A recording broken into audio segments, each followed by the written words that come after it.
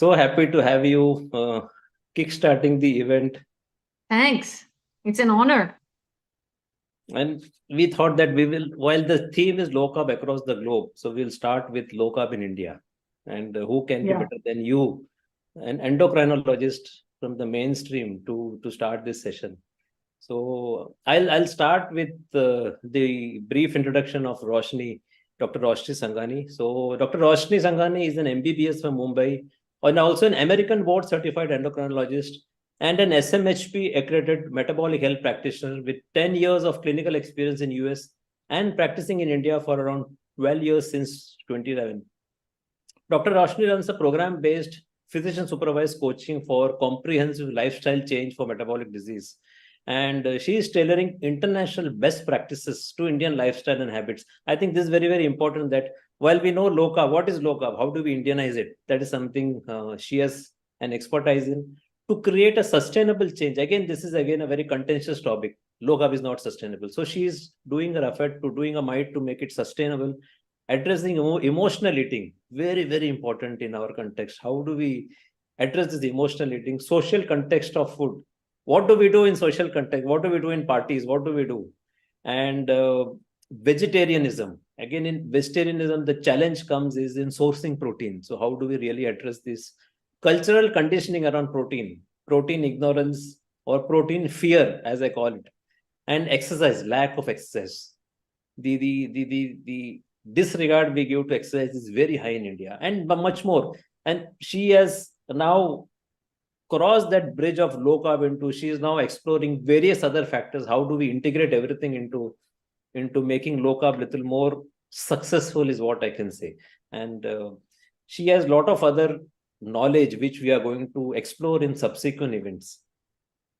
But this event we are going to focus on low carb, and how she came into it is what we are going to do. Her practice is now medication management with the aim of deprescribing. We have also known that diabetes means prescription of medicine. So she is into deprescription of medicine. So she might prescribe and she might remove them as time goes on.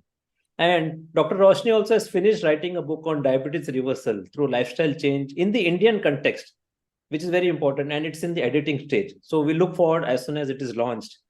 And her Diet Doctor podcast interview about low carb in India has crossed 165,000 views as on August 2023. It's huge, tremendous.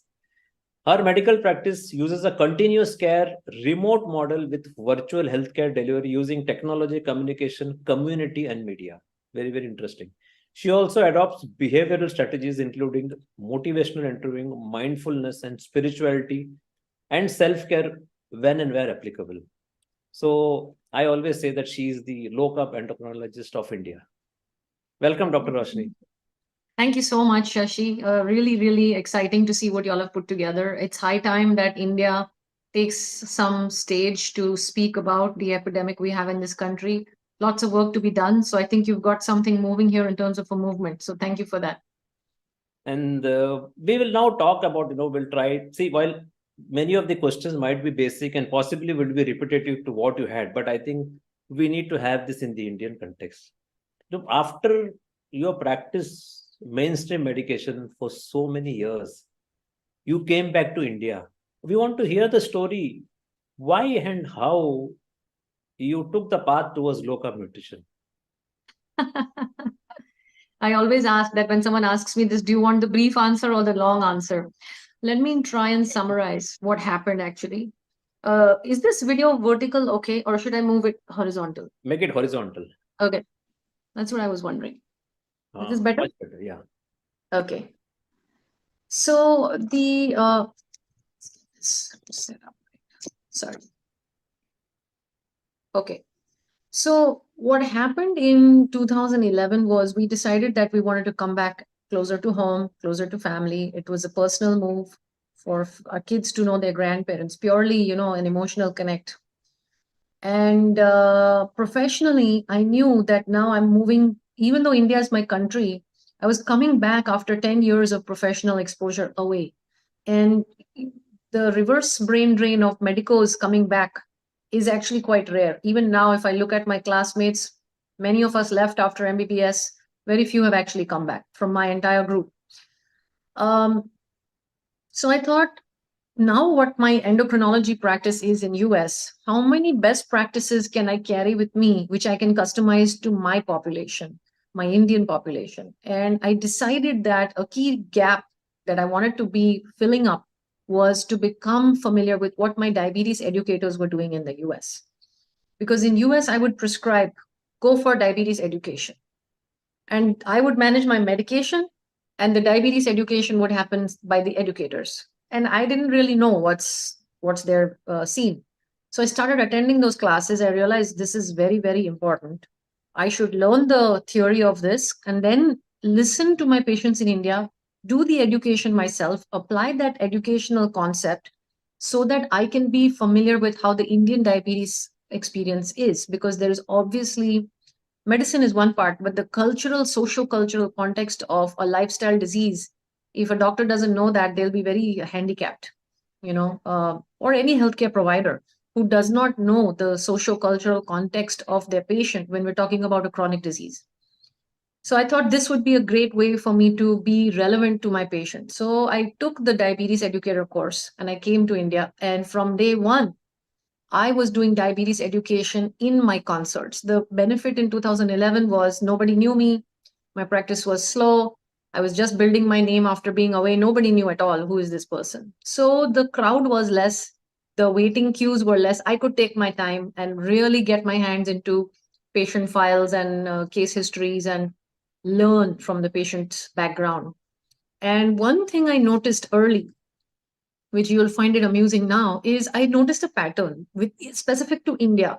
Is they started to say that I have switched ever since I got diabetes. I switched my wheat to millets, and I reduced my rice, and I started going for walks, and I cut my sugar in my chai, and I have 5 to 6 small meals a day. And they were very proud of these changes. They said, this is what I'm doing for my diabetes. And I was like, yeah, but your diabetes is not better. You're still stuck. So the doctor hat says prescribe more medication. The educator hat says check what's going on, check the carbohydrates. Reducing carbohydrates is an option. This exists in the educator books. So I had both. And nobody wants more medication. So I was doing this face-to-face, negotiating with the patient. If you want less medication, can you reduce your carbs? So this actually started from 2011 because I was being the educator for my patients. And I am still guilty of, even then, going down that standard algorithm that all my colleagues have been trained. I've been trained. We had the blinders on from our mugging up of colorful flowcharts. Is when one drug fails, go for 2. When 2 fails, go for 3. If they develop cardiac side effects, go for these cardioprotective agents. If they have kidney damage, go for kidney benefits of the drugs. If they want to avoid hypoglycemia, go here. If they want to avoid weight gain, go here. If they want to avoid expensive medication, go here. And this logic just did not click for me. It's like, I don't like these options. That no patient wants expensive medicine, hypoglycemia, or weight gain. No patient should have to wait for cardiac disease or kidney disease so that the doctor can then decide a medicine to choose. It's like we're waiting for cardiac disease and kidney disease to happen and then thinking what to prescribe. I think we've missed the boat. So I would have this conversation with the patient and negotiate. Do you want to reduce medicines? These are the options, but we can also do carbohydrate reduction. And that just kept evolving till the point where in 2014, I was at Hinduja Hospital. I considered it to be one of the best hospitals in Mumbai, Mahim. And they, gave the blessing, and I started diabetes education classes at hospital. And I was the endocrinologist running those. This started in 2014 on World Diabetes Day. And I think that was a massive experience for me to now be delivering low carb education, that if you cut your 4 chapatis to 2, see what happens to your need for medicine. If you cut your this much plate of rice to 1 cup, see what happens to your need for medicine. And it was very profound. So that's the beginning, how I got into this. There's one surprising point here. What you told is, in the diabetes education course, there is a mention that you can reduce carbohydrate, which I think most of us were not knowing. We just think that the usual high carb is being pushed in medication. Very, very surprising. Yeah, it was there. that reducing carbs is an option. It was in the educator text for a longer time in 2011. It came into ADA much later. The ADA actually used to say that don't reduce your carbs below a certain cutoff. And I've been going back now, once you get busy, you don't keep checking when it came into the guidelines. But I know it's been in the guidelines since probably 2019 or 2020. 2019. 2019 is when I think. And in fine print, it says very low or low carb. So if you search low carb in the PDF, you won't find it. You have to search low carb and then it comes. But it's not in the algorithms, in the colorful pages where the doctors go to check what's new in the January updates. So, but it's been there. I think you have to search for LCD and VLCD. This is the exact term in ADA. It came in 2019 MNT, and in 2018 consensus statement of ADA and ESD. It came in 2018, and 2019 it entered into MNT in ADA. So LCD and VLCD is what you have to search. Just put Control F and search. So we were very thrilled during that time to see that it has come.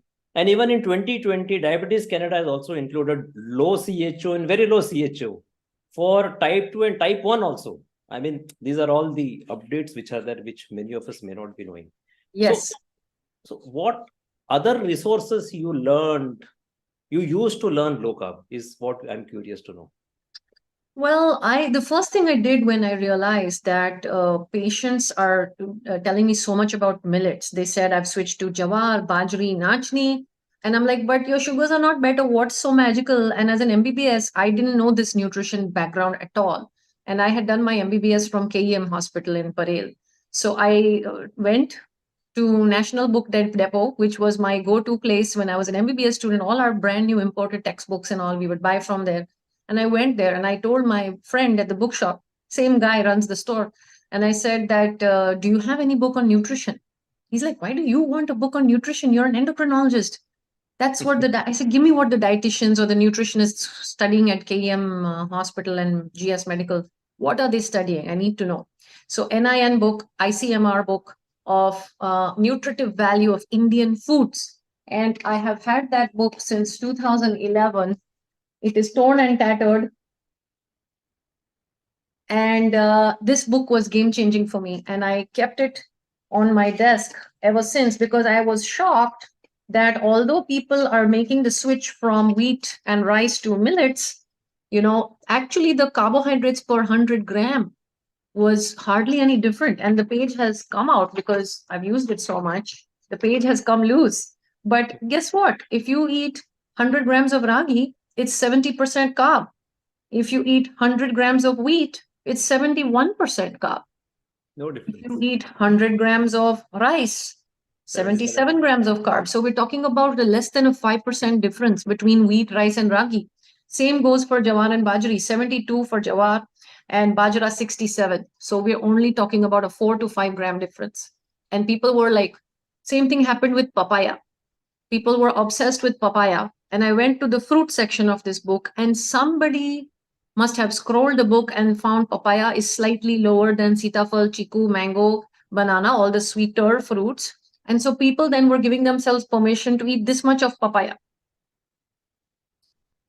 So for me, low carb happened this way. The other thing, big change was because there was no diabetes educator between me and my patient, this became very relevant in type 1 diabetes, where the insulin prescription happens through carb counting. If you're doing precise insulin prescribing for type 1, you need to give your patients their insulin carbohydrate ratios across the day for the best and most stable management. And that's something endocrinologists do. And sadly, none of my type 1 patients that I started getting in India were doing carb counting. They were just taking fixed insulin, 5 units of insulin, 5. No matter whether the patient has eaten low carb or high carb, 5 units of insulin. And this was backwards because then the patient was spiking up and down. And I was like, this is completely insane. It's like you've come for a custom tailored shirt and I'm giving you a ready-made shirt and I'm saying you fit into this shirt only. I'm the tailor, but I'm making you fit into a ready-made shirt. I'm not going to customize. That was the example I gave is I'm your insulin tailor. So because of me being the educator for my patients, I had to become very accurate with carb counting for my type 1 clinic patients.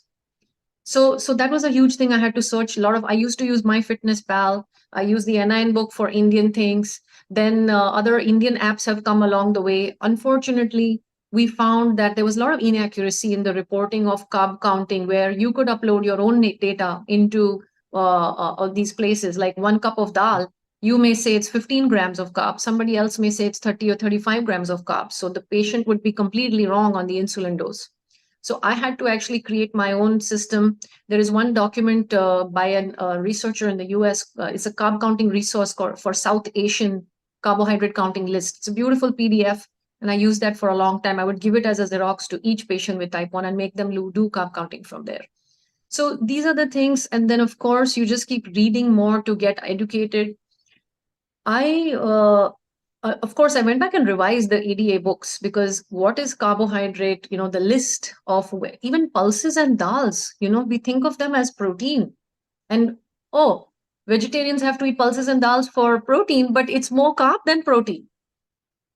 Label reading, finding hidden sugars. So you just get curious. And if you get curious, the journey never stops. Is maltodextrin, fructose. In India, this is another fascination people had, is I've left sweeteners, but I've gone for dates and khajur, sugar-free. Jaggery. Yeah, jaggery, or they'll say sugar-free, but there is dates and figs inside, dry fruits. So again, all paradoxes. People were just not aware. So these knowledge gaps, I'm like, it is sweet. How can it not have carbs? And basically it's fructose. And people think because I'm not adding sugar, it's carb-free, or sugar-free. It's not. So it's a misunderstanding. So all these myths, just in the sake of educating the patient, the learning never stopped. And the internet has been a very big resource. You have to be careful what you read on the internet. And slowly you find like-minded professionals and you start increasing your knowledge. So what else have you done on the low-carb front certifications? Have you done some Yes. courses, something? Yeah, so recently the SMHP came around, the Nutrition Network came around, and I know you and I are the first to do this. But I say, chalo, there are two. We need 200. We need 300. There's no way that one provider is going to reach the masses and the level of epidemic that we have. But it's a start, and it was a great course. I think a lot of it I had learned along the way. So I have to credit Jason Fung's books. His books in 2018, I read all his 3 books in one shot: Diabetes Code, Obesity Code, and The Complete Guide to Fasting. I was introduced to him through a conference on diabetes reversal, where I was invited as the only crazy doctor from allopathy, who is promoting that there is something like diabetes reversal. A lot of my colleagues thought I was crazy, and that's okay. But I learned about Jason Fung's approach, and I learned more about insulin. Can you imagine, as an endocrinologist, my understanding of insulin physiology became clearer after I read his books. And I was like, oh yeah, insulin resistance is the issue. So I have to credit Dr. Jason Fung's writing. Because as doctors, you don't realize when time flies. And if your diabetes treatment training was all pharmacotherapy based, you're doing symptomatic glucose lowering prescriptions, you're forgetting about insulin resistance as the core problem. And I think his work really helped me wake up again to that. And then once you see that, you can't unsee it. So it was important for me to then pursue insulin resistance and get, then so many books have happened. But yes, SMHP certification, the reason I did that was to be part of a community. It becomes lonely otherwise, doing this. And at least that way you find international like-minded people, you build a network so that you can grow together. I think India needs to do a better job of collaborating on these things. We tend to be very individual, fight alone. And I think we'll be stronger together. So what you've done here is great. The fact that you've got everybody together like this, excellent. And I also see, while you may not be knowing much about DLive, but we always knew about you. Though we have never contacted you. We knew that Roshani Sanghani is here in Mumbai, in my own town. Yeah. And I also could not, unfortunately, meet you during my professional days when I was in pharma. Somehow I just missed meeting you. Well, maybe this was the right time. Sorry. Yeah. And then in 2020, I was the first one to get SMHP accreditation. And Yes. one fine day, I received a mail from Doug of Low-Carb USA SMHP telling that Dr. Roshni is the second one. And he introduced me to you. So that time, I saved your email with me. So I thought, okay, as and when we do this program, I'll invite Dr. Roshni for this. Very, very interesting. I think, but go ahead. This is a trend which we have to set, that there should be more accredited practitioners here so that the general population is serviced as an option. When low carb is an option, I always say that we can do that. So now, what is your feeling? Earlier, you used to recommend medication, and now you're de-prescribing medication. What is that feeling you have? Well, I thankfully, again, this came from the Diabetes Educator book. A big paradigm shift happened in 2011, which I am very thankful to that textbook, which tells you about the patient empowerment model instead of the patient compliance model. That puts you and the patient on equal footing. You are nobody to tell the patient what to do.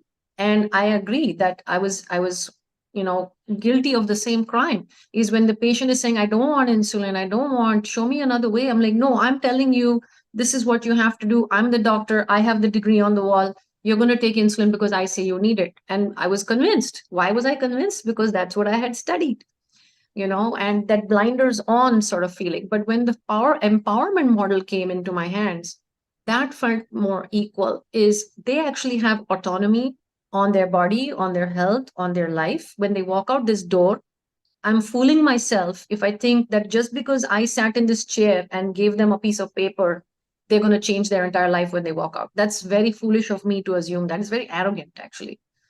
And so it was more liberating for me to make them an equal partner.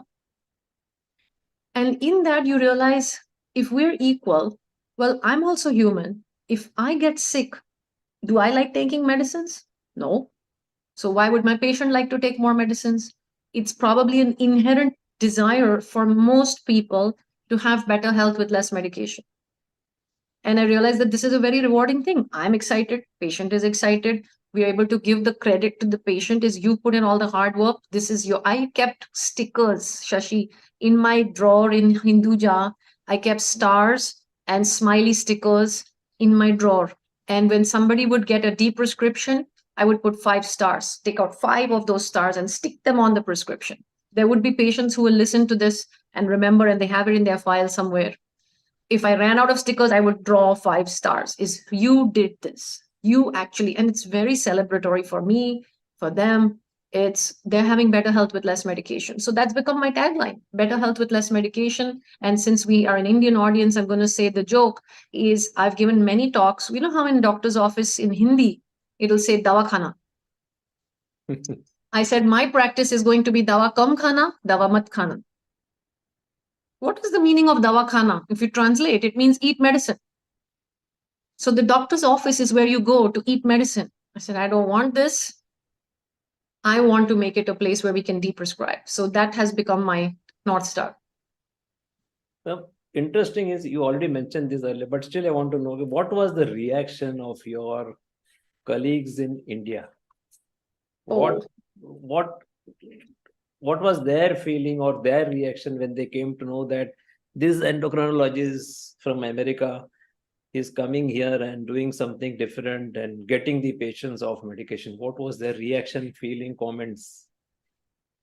I'm going to put this in a positive light. I don't want to make it into a negative talk, but there were mixed responses, definitely. Some colleagues definitely appreciated it right away. They got it that lifestyle change is the way to go, and she's taking on something which is difficult. I did get comments from endocrinology colleagues that, hey, why aren't you prescribing this new drug that's hit the market? And I said, why is that my job? I'm not obliged to prescribe a new drug that has come on the market. That is the pharma's lookout. If they're manufacturing something, that's for them and their stakeholders. I did not come into healthcare or take my education so that I could become a drug prescriber. I came into this field so I could become a healthcare provider. And if my patients are achieving better health and I'm able to prove it, I'm not some Devi Ma with blessings coming out of my hands and we're doing some agarbatti. I've told my patients it's not a dhoop and agarbatti clinic. We're basing this on hardcore science. If your HbA1c is coming down, your FBS, your PPBS, your cardiometabolic risk profile, insulin resistance, weight, blood pressure, it's all coming down. CRP, uric acid, all coming down with less medication. You're on the right track. So even if people said that, it's like I'm not going to slow down because I can see what I'm running towards. Truth sort of probably keeps you going. And I think just staying on that course from 2011, 12 years now there is no looking back, right? It's like I stayed consistent with it. And the colleagues who supported me were not so much diabetes managing doctors, but they were the para endocrinology ones, like other super specialties who needed diabetes management. They needed weight loss. That was a big category of specialists who would refer to me. Like imagine a heart specialist or a lung specialist. For protecting the heart and lungs, obesity becomes an issue. So weight loss is something they need, not just glucose management. They need glucose management with weight loss. And if you put them on insulin therapy, once all the drugs fail, they're going to gain weight.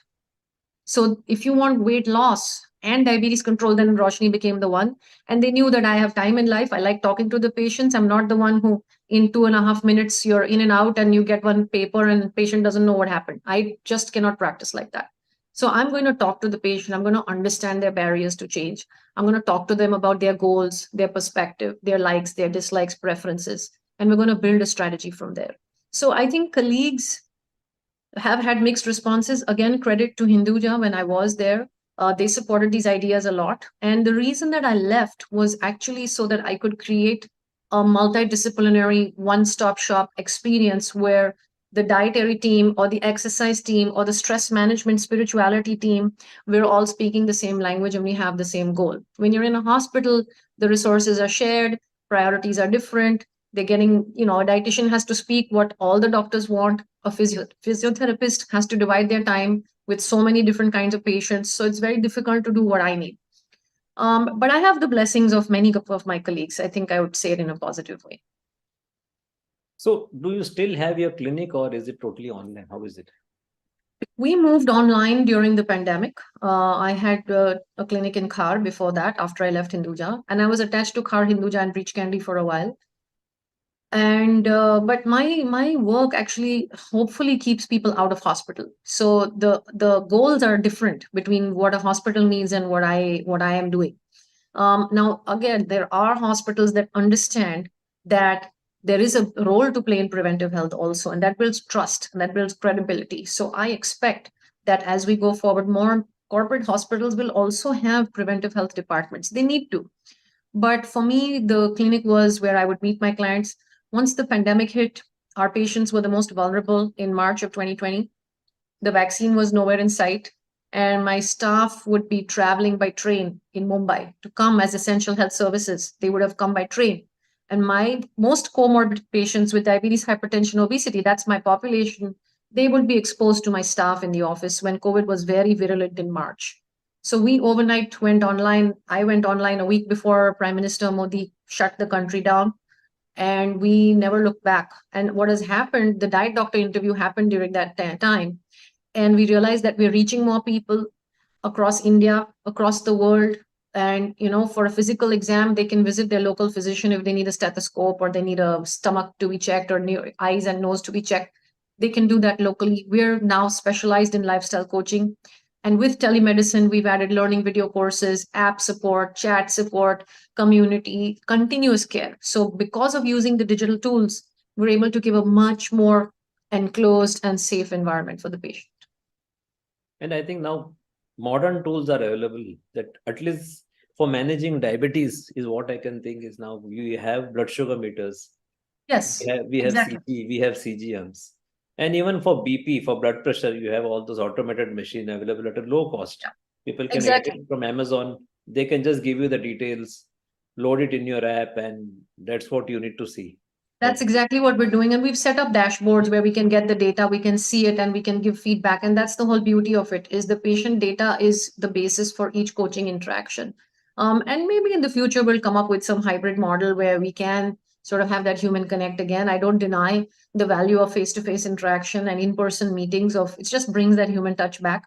But I think I want to spend maybe a minute talking about the other things that we have done to improve human connect, which is many times missed in busy doctor consults, is this concept of motivational interviewing and mindfulness, is helping patients activate their own inner expertise. Because I could be an expert in low carb, I could be an expert in diabetes deprescription, but my expertise means nothing. It's going to stay on the wall as a certificate if I'm not able to activate these processes in the client's mind. And that has become our soft skill. We have the hard skills. We know what is low carb, ketosis, BP, sugar, medicine, etc., blood reports. All that is hard technical skills. You need those. And you also need soft skills if you're going to manage lifestyle disease. So I think that we're able to do very richly in our online model. And that probably compensates, and keeps the relationships going. So I think you recently got some certification also? Yes. On Yes. motivational talk? Yes. Motivational interviewing network of trainers. I'm again India's first certified, Mint certified motivational interviewing certified trainer.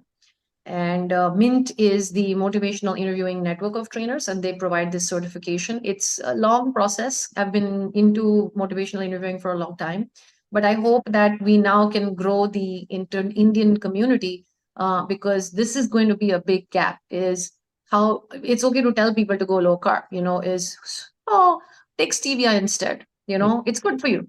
But the client is going to have mental objections with all of this. And it's what we call in motivational interviewing, the writing reflex is my reflex as a helper. I want to help you. So I'm going to tell you what's right for you. But just because I tell you it's right for you doesn't mean you're going to do it.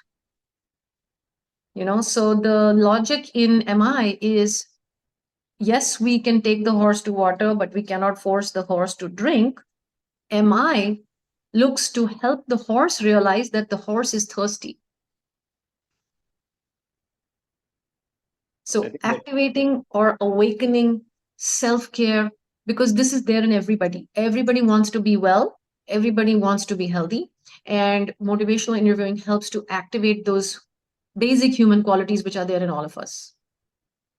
Now, I will dwell a little deeper into what are the current challenges in India in terms of diet. What is those few points specifically? I seen you talking about this protein ignorance and all, and what is it about diet? Can you just discuss, because you have been in the thick of it for quite some time? Yeah, Shashi, I started doing intakes of my clients to understand their history, right? Properly. As a medical doctor, you have to go through all the symptoms. You don't just look at FBS, PPBS if you're a thorough internal medicine clinician first. And we noticed that the most frequent complaint in our population was digestive complaints, acidity, gas, and bloating. And all of these people were protein deficient. I was tracking their macros from the beginning. I was doing it myself. I launched an app 2.5 years ago, and we're going to be coming out with the second version of the app pretty soon.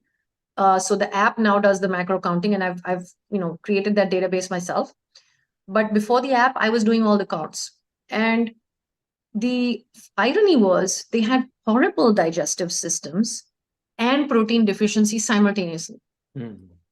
Still, when you tell them you're protein deficient, we need to increase protein, they would say, but I have digestive trouble, so I can't take protein. And it was the most backwards thing for me, because you are already having digestive trouble without getting enough protein. So how can it be protein which is the cause? You have an inflamed, unhealthy gut lining, period. Full stop. There's no protein to blame here. You're not getting any. So I think India is doing something really wrong around protein language. Everybody thinks that if I eat a new protein, suppose a dal, or if it's a vegetarian person who takes an egg for the first time, or if it's a non-vegetarian person who takes dal for the first time, they'll tell me, or non-veg people will tell me rajma gives me gas, veg people will tell me eggs give me gas. And in my head, I'm doing the math. This is a new protein in your system. There are new interactions, new enzymes which are required. Your gut is probably not mature, not healed, not secreting the right balance. Maybe your bacterial overgrowth is happening. Sugars are fermenting lower down, because all of these people, if they're not eating carbs, they were already clear that low fat is the way to go, right? So they were low fat, low protein. So what were they eating? Only carbs. So what is causing all these digestive symptoms is all these carbs going lower down into the tract, causing all this bloating, gas, non-healing gut linings. And they just couldn't put these things together. So when you show them this, that the new protein coming in, there will be a change in your gut bacteria. There will be a change in your protein digesting enzyme secretion. Give it 2 weeks. let your gut settle, and come back. And people would call it allergy. People would say, this doesn't suit me, that doesn't suit me. So these Indian phrases, we've been gossiping about protein wrongly for so long. And guess what? Yesterday, an endocrinologist messaged me saying, my patient is protein deficient. The nephrologist is saying, stop all protein. Nephrologist.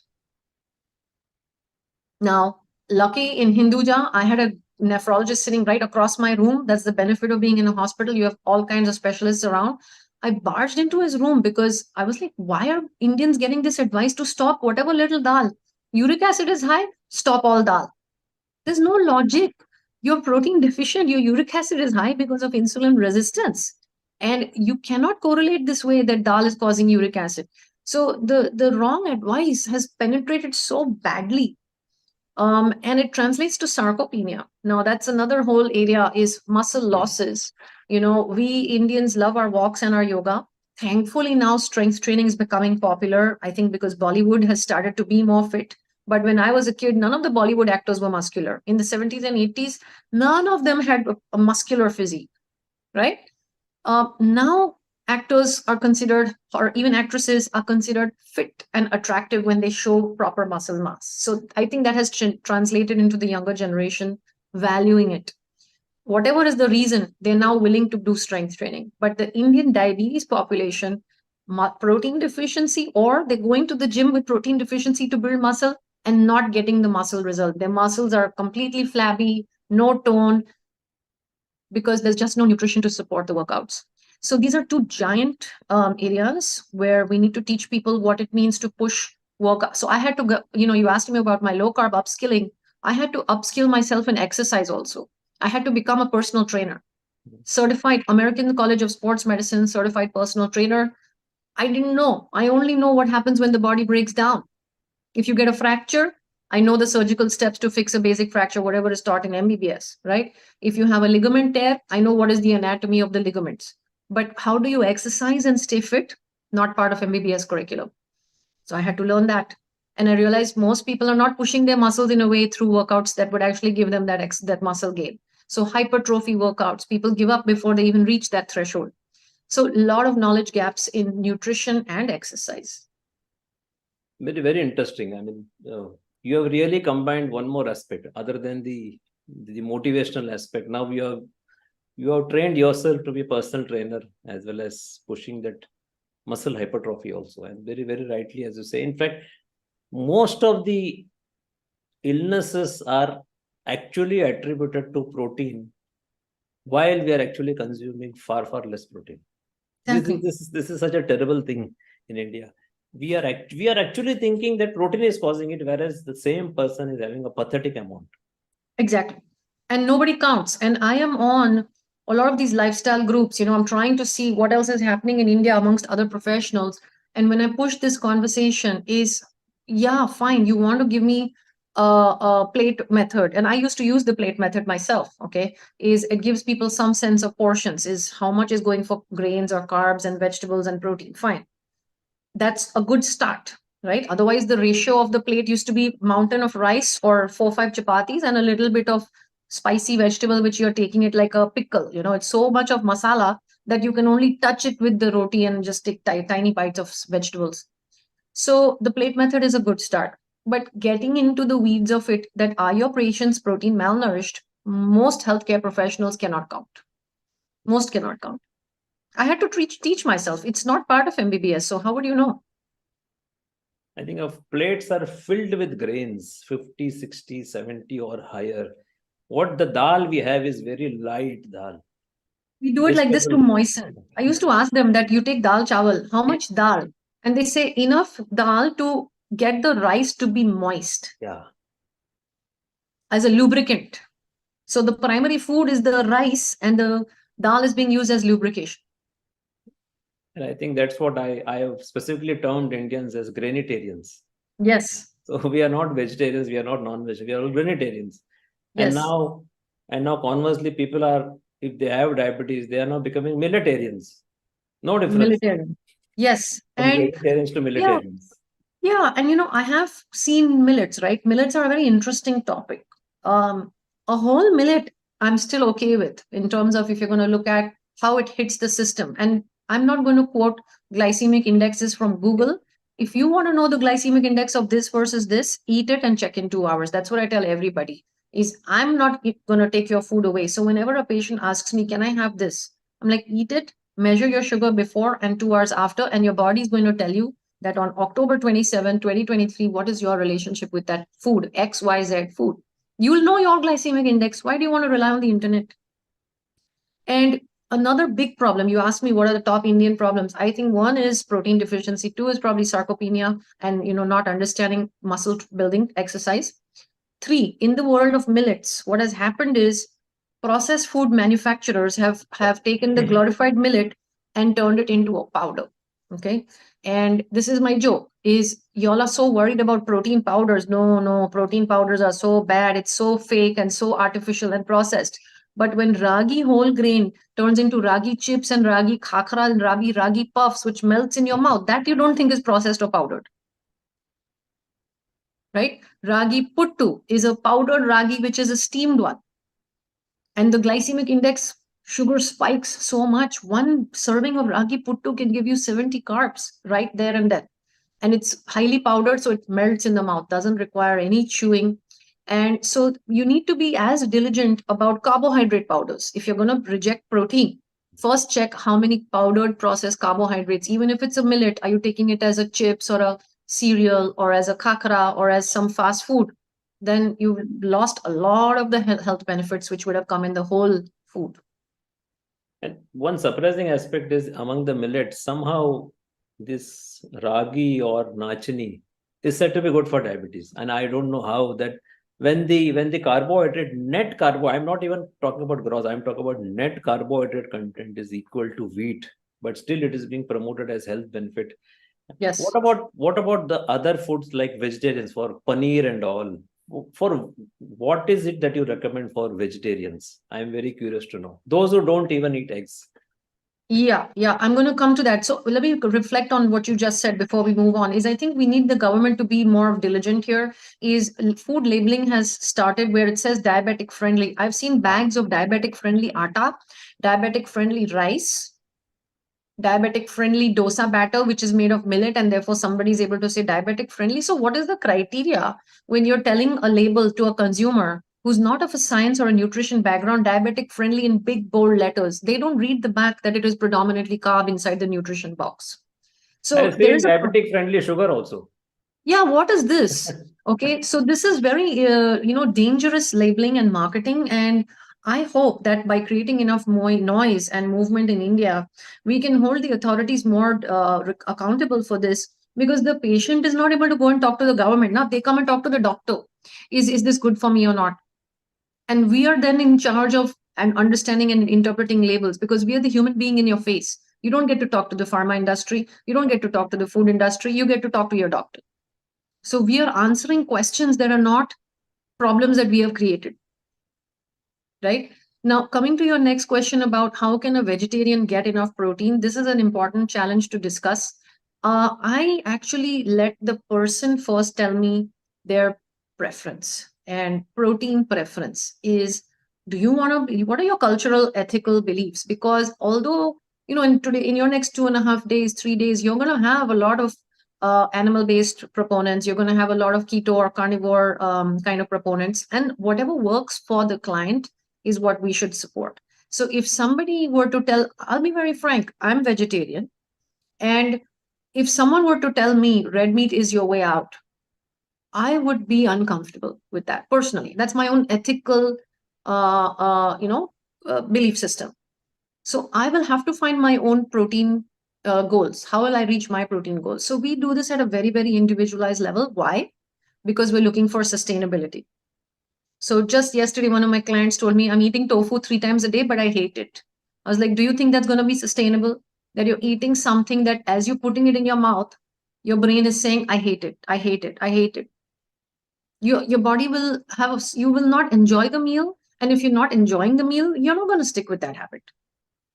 So we need to start from where the client is. Sure, if you're okay with milk products, then all the animal products of milk, which is curd, paneer, hung curd, Greek yogurt, various forms of cheese. We have Indians living everywhere. We have audience. You have an audience from everywhere. Ricotta cheese, cottage cheese, all those hard and soft cheeses, fresh ones, not the processed ones. They are very low carb sources of protein and minimally processed, right? They come straight from the animal. Now, as long as you're okay with that, that becomes a valid source for a vegetarian. If you're going to be plant-based, then it's going to be even more challenging. And look, you have to pick your battles, right? We don't live in the jungles. We don't hunt and gather our own food anymore. We live in high rises with air conditioning, lifts, and cars, and we don't have the original life anymore. We've made some trade-offs already. So if we've made those trade-offs and I'm not growing my own food, what next trade-off do I have to make? If I'm not willing to have this, maybe I need to take a protein supplement. Maybe that's my trade-off. Within the world of protein supplements, we can be picky. Do I want one which is chocolate, banana, raspberry, hazelnut, cookies and cream flavor with 20 additives, emulsifiers, thickeners, stabilizers, artificial flavoring, stevia and substitutes which might create cravings? Who knows what these sweeteners are going to do for sweet cravings? Who knows what they do to gut health and inflammation? So then we narrow it down. Let's go for a protein supplement with one ingredient. Can you find a single ingredient protein supplement? It may not taste good, but Indians are willing to have Karela juice. Indians are willing to have methi. That doesn't taste good.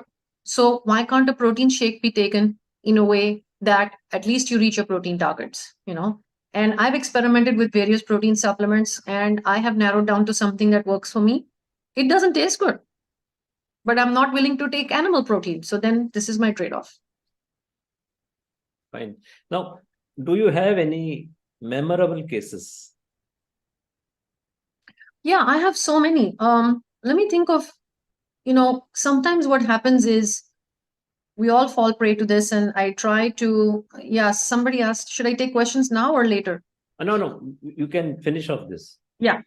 What happens is I like to look for what we call in MBBS and MD medicine. I had some great teachers, and they would tell you that to be a good diagnostician or a good clinician, when a patient comes to you with 6 complaints, are you going to give them 6 different diagnoses and 6 different treatment plans? Or are you going to look at the person as a whole and try to find a unifying diagnosis that can explain the entire syndrome which the client is going through? So a unifying diagnosis is an important approach that has helped me, is look at the person. Don't look at the kidney separately and the heart separately and the brain separately and the diabetes separately. It's all one person. And by doing that, sometimes, you get these very complex cases. So I had a young lady, HbA1c was high, on 3-4 diabetes tablets, including sulfonylureas, about to be put onto insulin, did not want insulin. Along with that, and she had the central weight gain around the stomach. Along with that, she had 2 very tough symptoms which were destroying her life. Terrible constipation, where she told us that my entire family knows whether her potty has happened properly or not. She's a lady in her mid-30s. Entire family has to check how the mood of the day is going to be based on whether motions have happened or not. That much suffering. Second problem, severe migraines. Migraines to the point that she would lose half of the month, premenstrual, menstrual, postmenstrual, 15 days of the month, flat in bed, curtains closed, needing injectable painkillers to suppress the pain, but dysfunctional. She said, I live like a vegetable half the month. And she's a very intelligent, successful professional in her work life. I'm not able to live my life. And I am an endocrinologist. I'm not a migraine specialist. I'm not a constipation or a gastroenterologist specialist. And I said, let's look at this as a whole. Let's work on what we know works. Let's address your nutrition habits, your sleep habits, your stress management habits, your exercise habits, and intermittent fasting. And we took off the sulfonylurea. We suspected that maybe her hypoglycemia from the sulfonylurea, that reactive syndrome that was coming from the sugar crashing low, eating something, might be playing a role in triggering this headache. And she noticed that pattern. So the minute we did that, her sugars started to be, of course, we did the low carb, everything together simultaneously. And that's why I want to take over the entire picture. I don't want to only look at sugars. I want to look at all your lifestyle aspects together. And She now has got a proper grip on her nutrition. Her migraines are gone. She's opened up a new business for herself. She's on her feet. She's making her decisions again. Motions we fixed with circadian clock hacks. Her body clock was completely gone. That's another thing that comes under hormones, is her sleep rhythm was fully broken. So when should the motions even happen? Her sleep wake cycle was not correct. So the morning clock of regularity of when you should empty your bowels, her body clock was not there. So resetting her circadian clock helped with that. And this to me was sort of like an all-in-one case. We've had another patient who came with mild diabetes, a young man, IT professional. He had depression and insomnia. And I know you're also very interested in metabolic psychiatry and, mood stabilization effects of low carb lifestyles. These were sort of unintended side effects. Even the migraine was a neurology impact that came from this, so we were able to positively impact neurology and gastroenterology in the lady. In this man, we saw that by going low carb, he started forgetting to take his sleep aids at night. He used to take supplements for sleep. I told him, why are you taking this? Your body will sleep naturally, but he was nervous. He also had mood, anxiety, and depression medicines going on. Slowly, he started to forget to take those. And we never directly treated for that. I was not going to touch his medicines on my own. It's for the psychiatrist and neurologist. And yet, when we started doing the low carb and comprehensive approach for his diabetes, his mood got better. He stopped his mood stabilizing drugs and his sleep got better. Again, unifying diagnosis is when the organism or when the body starts to heal, you can see these drastic results. And a third case I'll tell you about is a middle-aged man, banking employee, living in corporate quarters away from his family. And in India, we still have this good thing, which is food normally comes from home. Tiffin or lunch dabba comes from home. We're not still into frozen or, too much of buy and go. Now the fast food culture is coming, but a lot of us still carry home lunch. Now, this man lives in a work accommodation. So he doesn't have his home tiffin. He has to eat in the hostel, in the mess. And he was kind of a, typical Indian male who doesn't really know much about cooking, and we need to change that in the next generation. Is we all need to be comfortable cooking meals for ourselves and not be relying on food industry. But with that limitation, this man, his C-peptide was on the low side. I would not say it was in the type 1 diabetes range, but his pancreas was beginning to fail. It was becoming a burnt out looking kind of type 2 case where his C-peptide was like 0.9, 1.2 in that range. Still some insulin function there, but very little. So his diabetes was high. And clearly the next discussion was, we might need to put you on insulin. It's dangerous. If you actually have a very low C-peptide, it would be very risky. He said, let me do whatever I can to avoid that. So we went aggressive, intensive on the lifestyle change. He was He was already taking insulin, about 50 units a day of insulin, and C-peptide was low. And he wanted to reduce that dose. And yeah, that was the correct situation with him. And he wanted to reduce that dose. So he was able to come off the insulin and, of course, change his lifestyle with that same hostel, with that same mess. That was my amazing part for me. This was a man who could have given excuses or say, I cannot, it's hostel food. But he started doubling his protein and his vegetable in the hostel food and cutting his carbs to half. If it's a thali, make it half of the carbs and take double portions of the protein and the vegetable. And he was willing to do that. His banking people supported him for changing his, meal plans in the accommodation.